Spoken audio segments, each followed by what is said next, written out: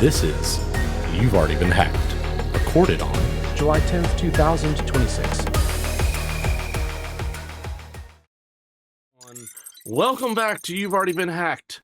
We took a couple weeks off for a little respite and little 4th of July celebrations here in the States. I needed it. I had some time with the small digital clones, and I know that it was just a really busy midsummer point with our primary jobs as well. So I think a couple weeks off helped us. But we're back this week.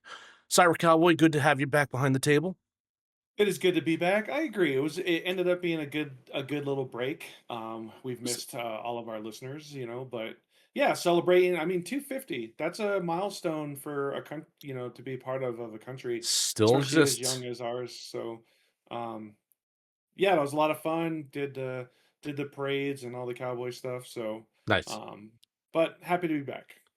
Hopefully, both of us will make it to at least the 300th. I don't know about much further beyond that, but hopefully we'll get that far. Anyway, let's get on to the news. In our top story, Microsoft has finally patched RoguePlanet's Defender 0 Day that grants system privileges. What we're talking about specifically is CVE 2026-50656. That's RoguePlanet. We have talked about this before on the podcast. Just to recap, excuse me, it is a race condition in Windows Defender that allows attackers to escalate privileges to the system level on fully patched Windows 10 and Windows 11 devices. The vulnerability was disclosed by the researcher Nightmare Eclipse, also known as Chaotic Eclipse, on the 9th of June, as part of an ongoing dispute with Microsoft over bug bounties and vulnerability disclosure practices. The researcher published a proof of concept exploiting it, a self-hosted Git repository, after Microsoft removed their repos from GitHub and GitLab. Now, Microsoft confirmed it was working on a patch all the way back on June 16th, but had not acknowledged Nightmare Eclipse as the discoverer. The fix was finally delivered via Microsoft's Malware Protection Engine, and this is a long number, but I'll read it anyway, 1.1.26060.3008, and rolled out automatically on July 8th, so 2 days from when we recorded this podcast on the 10th of July. This required no user action, which that's beneficial. It just applied. The update also included unspecified, quote-unquote, defense-in-depth updates to help improve security-related features, unquote. So I'm glad they got it in under a month. There's been no wild exploitation of 50656, at least that we can confirm. But Nightmare Eclipse's previous disclosures have all been weaponized. That includes RedSun, UnDefend, and BlueHammer. They were all actively exploited in the wild. So it is possible that someone did this and we just don't know it yet. Following RoguePlanet's patch, the researcher has already identified new issues in Defender related to memory leaks and quarantined file handling, and is actively evaluating exploitability. Microsoft has also threatened legal action against malicious activity causing real harm to our customers, which experts believe was a direct threat aimed at Nightmare Eclipse. Now, Cowboy, this matters, but you're going to be sad because it's only a CVSS 7.8 privilege on the scale because of privilege escalation. Now, I know you prefer 9s and 10s, but once in a while we dip a little low, and I'm sorry for that. What you should do regarding this particular piece of malware, well, the patch has been issued, so make sure your Malware Protection Engine is up to date. The last 4 digits of the version you should be looking for the engine are 3008 or later. Make sure that's installed. You can check via Windows Security, Virus, and Threat Protection and Protection Updates. Ensure automatic engine updates are enabled. The fix was delivered via the engine update channel, not a cumulative Windows update, so verify your update mechanism isn't blocking it. Monitor Nightmare Eclipse for new disclosures and track their self-hosted Git repos and their social media to see what else they're up to, and review exposures to previous CVEs that were disclosed by Nightmare Eclipse. Again, this would be RedSun, which was 41091, UnDefend, which was 45498, and BlueHammer, which was 33825. Again, those were all confirmed as actively exploited in the wild. Cowboy? Yeah, I mean we've covered this at least the last 2 episodes, if not 3. So good to see that it was finally fixed. Hopefully it wasn't exploited in the wild, but again, getting juicy updates, if you will, or technical updates on uh, folks taking advantage via cyber is tough, especially in the space world. Nobody really wants to disclose, and when they do, it's usually the very minimum. So it's hard to get that information out. This is, the 7th big 0 day Yeah. that not RoguePlanet, but Nightmare Nightmare Eclipse. Eclipse, yeah, has released, and I continue to sit on the fence about him. Like, a spawned employee is one of the worst, right? It's almost the same level as a potential insider threat. And I'm all about taking on the big dogs, especially when they're not holding up their end of the bargain, right? But this hurts everybody at the same time, Sure. right? So it's a double-edged sword for me. It's like, yeah, if you got screwed over and they're not doing it right, like, you fight them and try to hold them accountable and whatnot. But also, don't hurt everybody else in the process of doing that. Well, There's any probably a public little bit disclosure, better right? way. Any public disclosure is going to have that double-edged sword to it. So, I guess the question is, and I'll ask you because you're the one here with me. The question is, would you rather him have disclosed it or not? Maybe some type of middle ground where, like, well, I mean, it's hard because he's sticking it to the man, if you will, right? But like, if he's able to confirm, like, hey, I'm going to release this, you have 3 weeks to work on a patch, and then I'm going to release it, and then maybe the patch can come closer to the release, Okay. so it's not Okay. out there quite as long. You're still kind of sticking it to them, but you're at least giving them a chance to protect the common user, right, from these potential vulnerabilities. So I would wish to meet in the middle, so that kind of everybody, right, a compromise, if you will. Everybody wins in a sort of sense. But when you're just like, hey, they said they were working on this for a while, but some of them they weren't, right? And so when Right. you're just releasing stuff out like that, you're just putting Pandora's box out there, and yeah, the common person gets hurt. Well, Not Microsoft, not a big dog, right? The common right. person gets hurt. Well, I wish that I could get him up on the big board over here and we could have a Mm, conversation with him. That would be fun. Just to that would see, be just cool. just to dig in a little bit and see how he feels about it and see if that would be a compromise point that we could persuade him to go to, because you're right.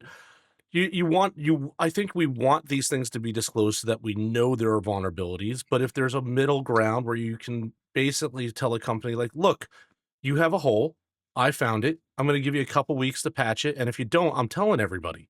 Like, Mhm. that's fair. I think that's fair.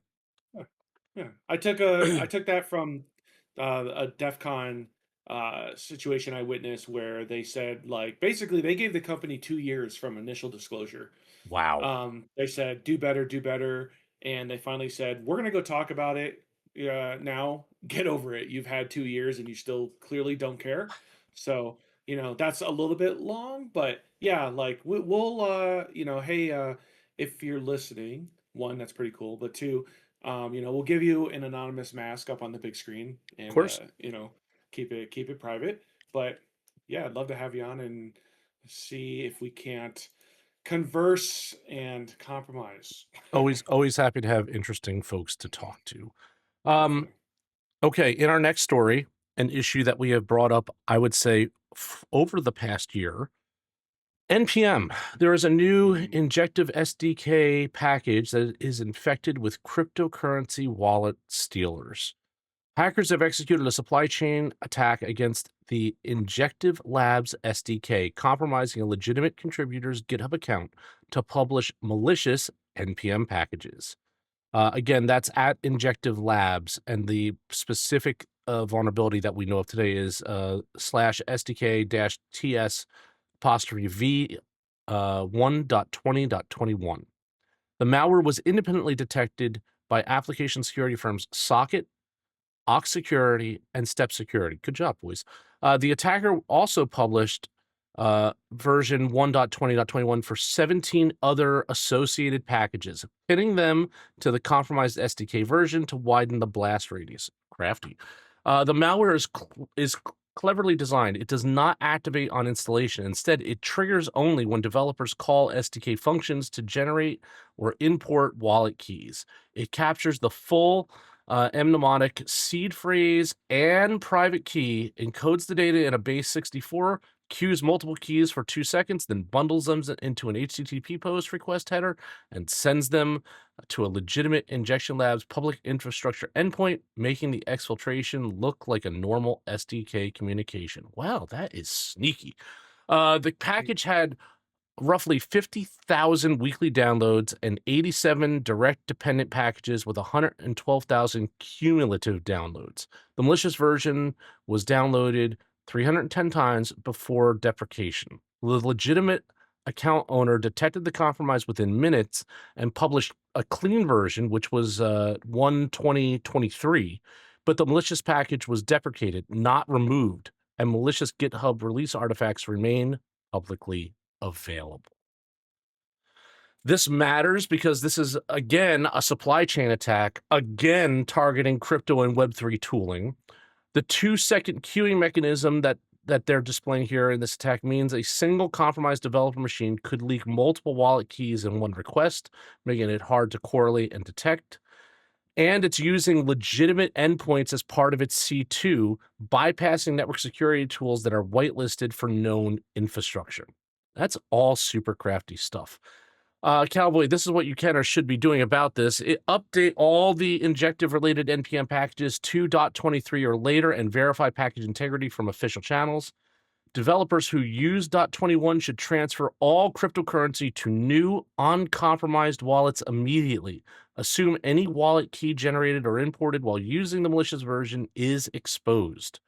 Rotate all environmental secrets and API keys that may have been exposed during the SDK usage, monitor for unauthorized wallet activity, and audit your NPM dependency tree. The 87 dependent packages with 112,000 cumulative downloads mean indirect exposure is now likely widely spread. Cowboy? Yeah, I've said it in the past, right? As a OCO trained individual, while I don't like bad people doing bad things to good people, I can appreciate good tradecraft. And And that, so, yeah. that's I like to sit and read something and go, dang, that's nasty. You know what I Yeah. mean? Like in an appreciative, like that's somebody who works You, hard to think through those steps, you got right? to give them the creativity on how they structured it, like that. Yeah. Like it's awful, it's bad. Like I'm not supporting bad, but from a development standpoint for Mm, offensive work, yeah, I'm pretty impressed. yeah. I don't think you said it. Aside from those private keys, it was stealing also mnemonic seed phrases. Oh, And yeah, we hit that. I must have hit it okay, fast, but yeah, we hit that. Yeah. yeah. Yeah. And it's interesting because Injective SDK is built around blockchain, and so just taking advantage of all these different security aspects to pull this. But yeah, I feel annoyed at the amount of NPM and GitHub Yeah. repositories that are getting hit. Like, hey, this is a lot. Like, what steps are we as a community going to take to quell? You never fully do, right? Slow down, minimize impact to the common user, because this stuff is it's really almost borderline getting out of control. I'm gonna Well, go out on a limb and say we've like been it's talking about NPM compromises now for at least since we started the reboot of the podcast in season 3. It was one of our earliest stories, right? yeah. It makes me wonder if NPM has to have some sort of fundamental security architecture change to it in order to mitigate some of this.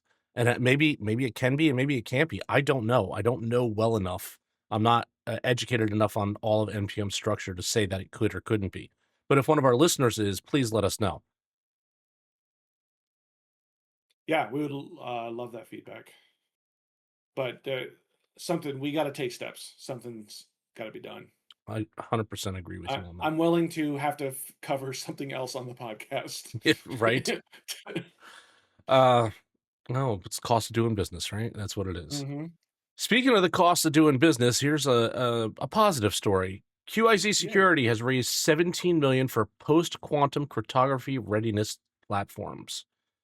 Security startup QIZ Security announced a $17 million seed round co-led by Bessemer Ventures Partners and Merlin Ventures. I've actually heard of Merlin before, to expand its post-quantum cryptography readiness platform. The company's API-only platform apparently discovers, inventories, and governs cryptologic assets across enterprise systems, on-premise, cloud, and hybrid without requiring agents or network probes.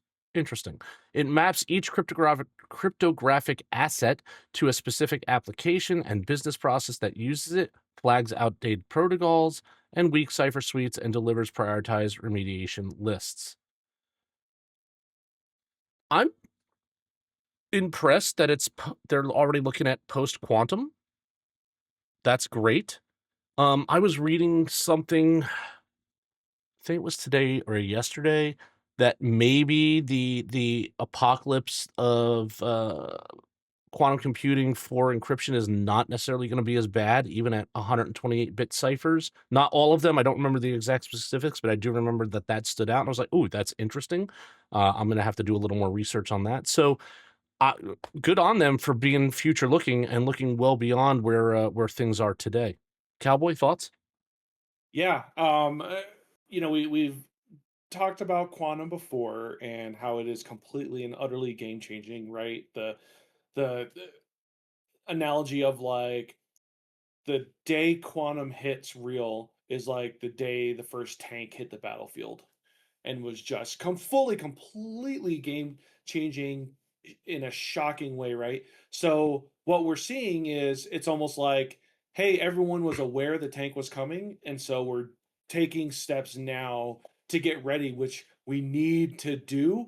And occasionally the federal government does something right, and so they set the clock to federal agencies to have high value assets to Yeah. post quantum key establishment by the end of 2030. So that is a very proactive approach, which is not often used with the federal government, but it is what it is. So thanks for that, and thanks for this company, for doing that. Because yeah, we got to get after it now, right? Well, I mean, I'm just shocked that they only got 17 million as their seed Well, round for something like this. But you know what? If it actually holds water, I'm sure their Series B is going to be a lot bigger. So, good luck to them. yeah, yeah. This was probably like, here's some, show us something good, and the windfall will follow. I have no doubts. Well, People have a lot of money. It's not us. it's not. It's definitely not Some us. people people have a lot of money to invest. All right. Well, we're gonna we're gonna pivot back to Microsoft. Mhm. Microsoft has announced it will heavily integrate AI into its security update pipeline, resulting in larger, more comprehensive Patch Tuesday releases. The shift includes three major changes. AI will proactively identify potential vulnerabilities earlier in the development lifecycle, the secure development lifecycle, and has been updated to explicitly account for AI-enabled attacks, techniques, and exploit paths. And new Windows-specific tools and agentic harnesses will automatically generate and validate security fixes. Oh boy. This announcement from Microsoft is a direct response to an AI-accelerated cybersecurity arms race. Both attackers and defenders are using AI to rapidly discover and exploit vulnerabilities. The copy-fail exploit impacted nearly every Linux distribution in May 2026, and Anthropic's Cloud Mythos model reportedly uncovered high-severity vulnerabilities in every major operating system. Microsoft acknowledges that amateurs with AI tools are now discovering vulnerabilities at the same speed as professional security researchers. Despite the increased AI automation, Microsoft emphasizes strict human oversight. Developers will verify all AI-generated findings and make risk-based decisions regarding update deployment, with the company explicitly stating in its, quote, keep humans in the loop when it comes to code review, unquote. So this matters because you're going to get a lot more patches on Patch Tuesday. And it's going to, because they're accelerating how they're going to do it with a little, sprinkle a little AI on there.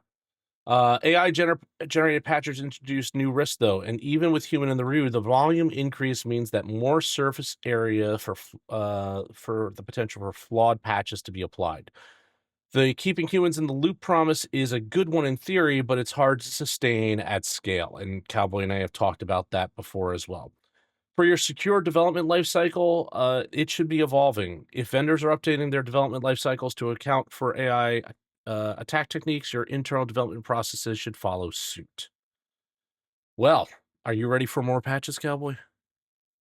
I mean, we've been talking about it. It's becoming AI v AI, right?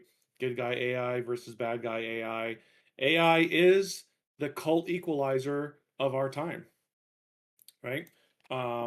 For those Absolutely. that don't get that cowboy reference, I'm talking about Sam Cult and the invention of this single action shooter that made sort of everybody on equal footing, from the bad cowboys, the good cowboys, to shop owner.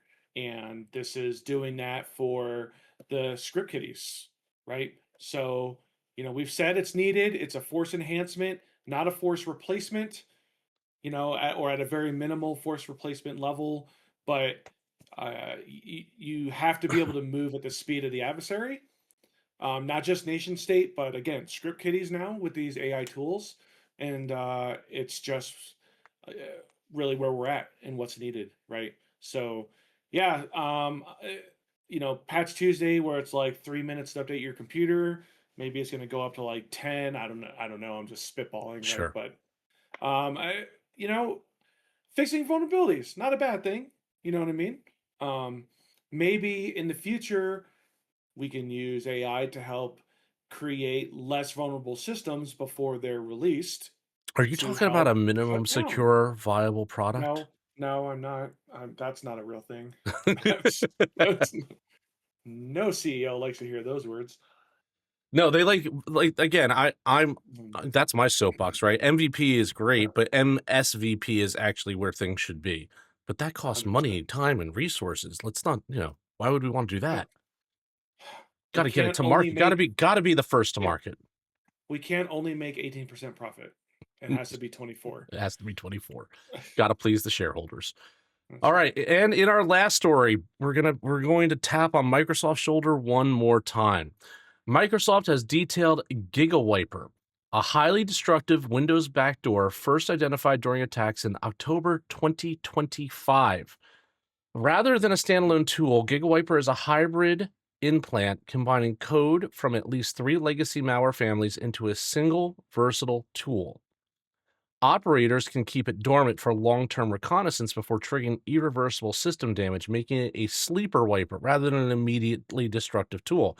The wiping module is a Go rewrite of Flock Wiper, which was originally C-based, with added multipass disk overwriting capabilities. The encryption module is linked to a Curio ransomware, which was documented by CISA all the way in 2023.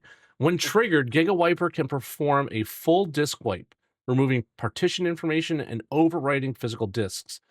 Targeted OS wipes focusing on the Windows installation with multipass overwrites, or fake ransomware, which is encrypting files with a .candy extension using randomly generated keys that are never saved. No ransom note or payment portal is provided. GigaWiper's surveillance capabilities are equally concerning. It supports 20 command codes, including PowerShell execution, system information gathering, process and service management, registry modification, screenshot capture, display recording, as well as Windows event log clearing, file uploads, and VNC-like remote access that streams the desktop and accepts keyboard and mouse inputs after dynamically modifying the Windows firewall rules. Wow. Persistence is maintained via scheduled tasks disguised as a OneDrive update, executing at startup and every minute. And C2 communications use RabbitMQ for command delivery and Redis for result exfiltration. Well, they really thought of using everything, didn't they? That's like a full stack as it is. Yes. Um, this matters because sleeper wipers are the hardest to detect. Operators can maintain surveillance for months before triggering destruction, giving them the time to exfiltrate data or coordinate it with other attack phases.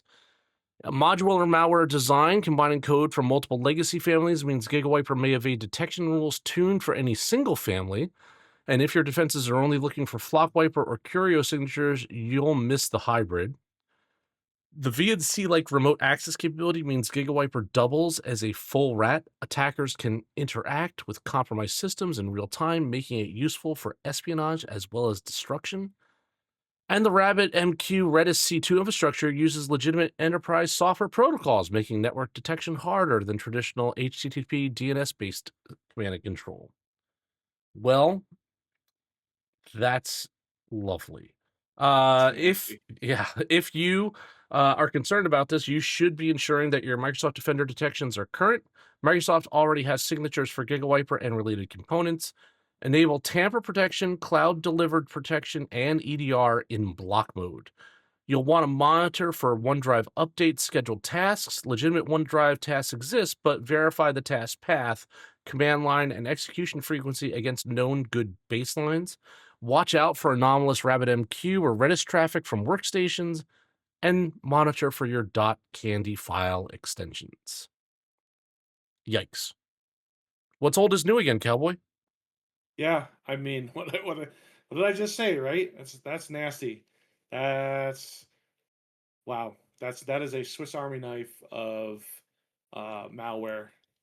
That's like It, the old remote access tools, the rat tools, but like mhm. very modern-ish take on it, even though they're using stuff that's now 3 years old in it and still getting away with it. That's impressive. So yeah, I mean, we those in the government military space, right? We know we talk about cyber as a non-kinetic type of thing, but it can have kinetic effects. And so, again, appreciating something that can go in and brick or destroy physical equipment via cyber is always a fun thing that we like to talk about. But I mean, this thing it does everything that you said. I mean, it uses WIMI to identify disk metadata before it decides how to handle each device. You know what I mean? Crazy. Like this thing is thinking. It's everything. It's exfiltration, it's persistence, it's backdoor. It is running things to hide itself within the Windows environment, like creating a scheduled task named OneDrive Update that runs every minute upon system startup and sits and obfuscates itself within routine Windows tasks, making it so difficult to find because it's named and doing things that are common everyday Windows tasks. So um, there are a lot of there's actually some MITRE attack matrix mapping to Mhm. GigaWiper that's out there, which is good, and some good IOCs, um, so we can start to take some defensive measures. But like, man, this took some time to build. Yeah. This isn't script kiddies or vibe coding. Programmatic orchestration, please, please. Um, I heard vibe coding today. Somebody said it, and I almost threw up in my mouth. hurts me so So bad. that's You should correct them. You know what? I Again, vibe coding is saying, "Hey, build me this," without any real idea of what it is that you're actually asking for. and Programmatic that's or how they were using it, yeah, but yeah, they were too far above my pay grade to do programmatic it. orchestration is actually using Injective tools to build what you want without having to do the code yourself. That's the difference. And I will die on that hill because I really believe that there is a fundamental difference between vibe coding and programmatic orchestration. Um, Agree. I'll fight it with you. Thank you. This feels like to me, and I might be taking a step off a bridge. It's possible. Um, Nation state activity potentially. It's It sophisticated. It's really sophisticated. yes, like that was the first thing that popped into my mind. Right, is like 90% probable nation state, 10% like there's some sophisticated, Organized crime, maybe. or yeah, they don't they're not organized crime just isn't big into that type of data exfiltration Sure. or physical destruction, like Sure. Yeah. Yeah. locking you out, yeah, to for payment and stuff, yes, but exfiltration and permanent lockout and or destruction just screams more nation state Yeah. TTPs. Yeah, it's definitely deny, degrade, destroy type of material. That's why I thought, I was like, wow, this doesn't feel like a traditional criminal type of thing. When I think organized crime, I'm thinking like big crime, right? Like, but this was using ransomware techniques in the sense that it encrypts, but there's no key. It just is your data's done. You're not getting it back. Have a nice day, right? Like that's not Yes. really a crime sort of thing. There's no money in There's it for them. no profit there. Right, Yes. right. So yeah, I'm leaning towards this is nation state. That's the bridge I'm going to go off of. Yep. You heard it here first. When it comes out, we will let the people know There that you hey, go. we got it. All right, Cowboy, what else you got for us tonight? Man, while these supply chains attacks are getting efficient, now go install your NPM because it doubles as your crypto donation. And maybe you could write that off on your taxes because NPM install has become cybersecurity's version of Russian roulette. Wow. I'm Cyber Cowboy. Stay frosty, everybody. And I'm the professor of CyberRisk. That's all the news for this week, and we'll talk again soon. If you like this podcast, share it with your colleagues and friends. Your support is how we are able to continue to make this content. Thank you.